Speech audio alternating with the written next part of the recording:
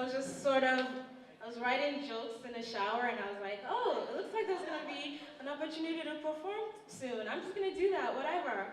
And I'd come up to my friends, and I'm like, oh yeah, I'm gonna do stand-up at Low Youth, and they're like, you're so brave, oh my God. So brave, bravo, bravo. And you think that you're making me, you're cheering me up, but what you're actually saying to me is, you should be very, very nervous. Do not go up there. But tonight I thought I'll tell you a little bit about myself. And it's also a big deal for me to be vulnerable and open up on stage, so I'm really excited about that.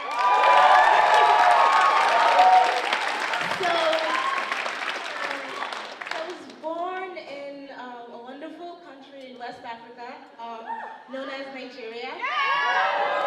And in Nigeria, Nigerians were known for a variety of things. We're known to be friendly and really hardworking. We're known to smile a lot, move a lot, spaz a lot. But one of the things that is really not talked about a lot that Nigerians are actually known for is being really, really arrogant. Like, really, really arrogant. And the most arrogant Nigerian I actually know is my sweet grandmother. My grandma is arrogant about things you wouldn't think to be arrogant about, things that are literally unnecessary to be arrogant about.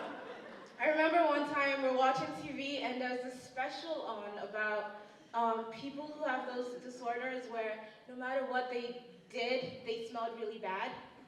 And it was one of those horrible TV documentaries. And out of nowhere, I hear my grandma say, I can never smell bad. I think we all smell bad at one point or the other. She's like, not me. I'm like, Grandma, I'm sure if I left you in the jungle for 30 days, you had no way to clean yourself or take a shower, I'm sure you'd smell a little bad. Not me. Like, Grandma, do you ever get nervous? Not me.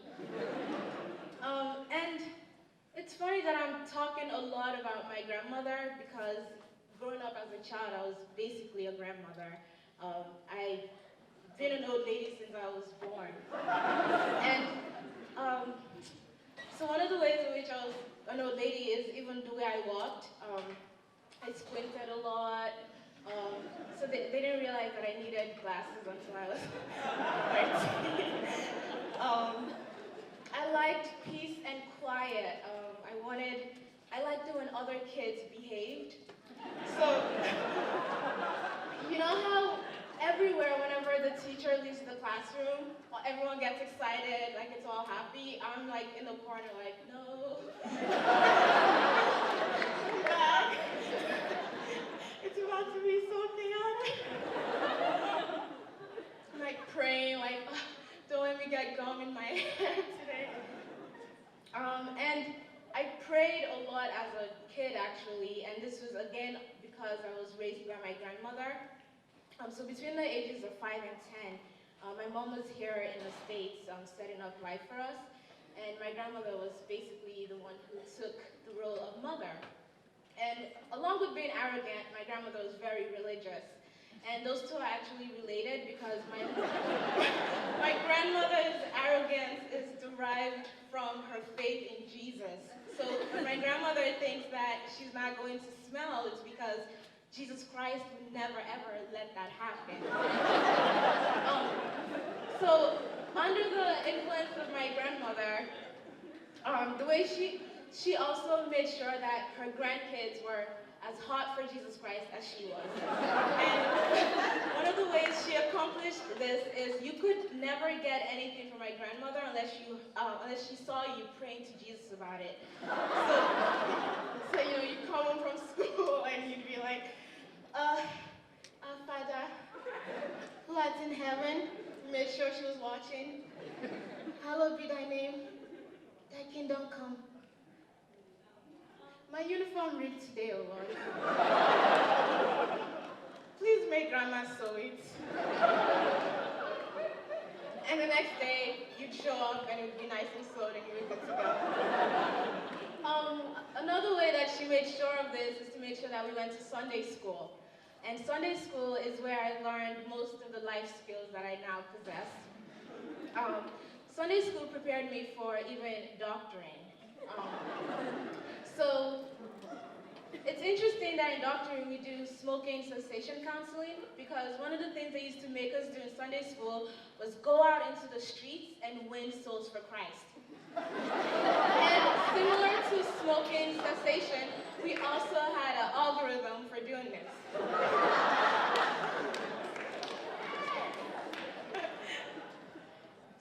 A, the first A, you ask.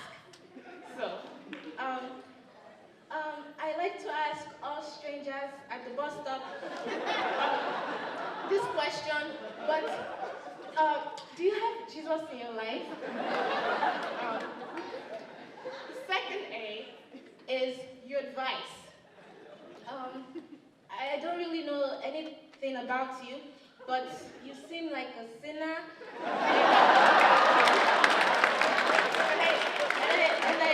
I really think you need Christ. The third A is you assess. So, do you think you are ready to accept?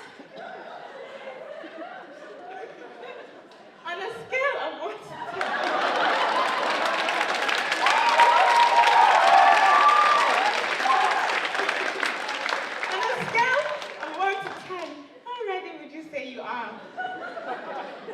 Why do you think you are a 3 out of 10 as opposed to a 7 out of 10? But eventually I left all of that nonsense behind, and I came to the States to be reunited with my mom. And before I was to begin school life in the States, my mom and my sister, they made sure to warn me about how hard the transition was going to be. And it wasn't, encouraging pep talk, it's going to be all right, it's going to be hard at first. No, they made sure they went the militant route. So they will pull on your braids. They will make fun of your accent. They will ask you, did you live in trees? And through all of this, you must remember whose daughter you are. Daughter of Christ. And it turned out that they were right. It was really, really difficult. I was teased a lot. They made fun of my accent. But it wasn't just those things that made it difficult to adjust. One of the things was the way I dressed. So my first year in America, I grew and gained weight at a rate that terrified my mother.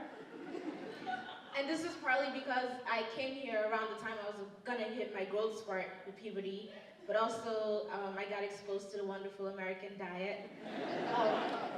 And so this was really straining financially, so my mom started buying me clothing that were 2 times, 3 times my size.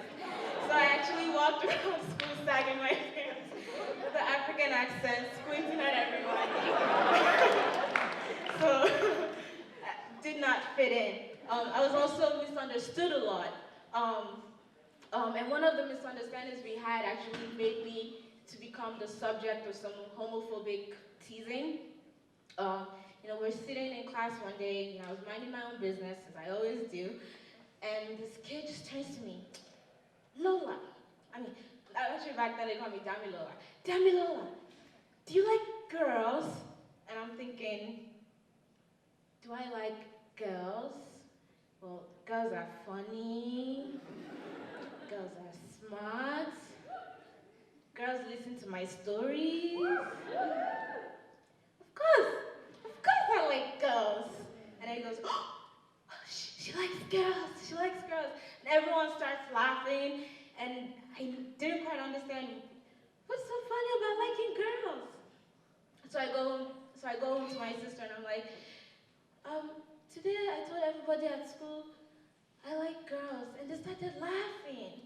What's so funny about liking girls? My sister's like, oh, they think you're a lesbian. So, but that was also back in the days when they thought it was okay to just make fun of, teachers thought it was okay to sit back and watch kids make fun of gay kids. But, all that teasing actually ended up setting me up for success.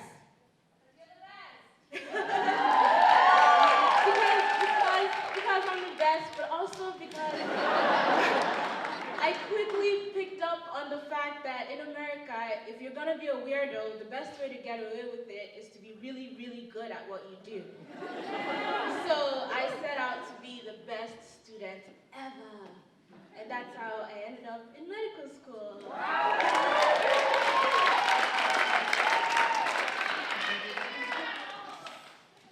And medical school, what we can say about that. But what I will say is I end up making it sound a lot more dramatic and a lot more stressful than it actually is. And this is because, you know, you run into an old friend on campus and they're like, hey Lola, oh my God, hey, what's new? How's med school? And what I really want to say is, nothing's new. I'm studying for like 10 hours a day, but I don't really mind it because I don't really have anything better to do. It's not like I have a boyfriend or anything. But that's kind of a mouthful, so I end up giving them one of these. You know. And they're like, I don't know. That sounds hard. It sounds hard. But I find that med school is, a lot of the times, what's actually hard about med school is not the difficult material. Sometimes it's figuring out and making sure that you're adhering to all the unspoken cultural rules. To end my talk, I'm gonna share with you the rules that I recite to myself every morning that I live by. Commandments for getting by at AMS.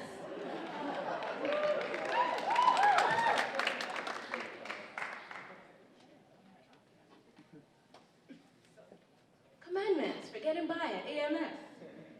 Never, ever, ever talk about the Step 1 exam, except when you receive the signal that it is okay to talk about the Step 1 exam. Then you must only talk about the Step 1 exam. Never ever send more than 5 emails to the listserv per semester about that cool thing you are doing. In fact, 5 is indeed pushing it. Never ever seem too confident going into and coming out of an OSCE or an exam. If your doctor in faculty asks you to grade your fellow classmates on their physical exam skills, just give them an A. If you want to do ortho, make sure to let us know.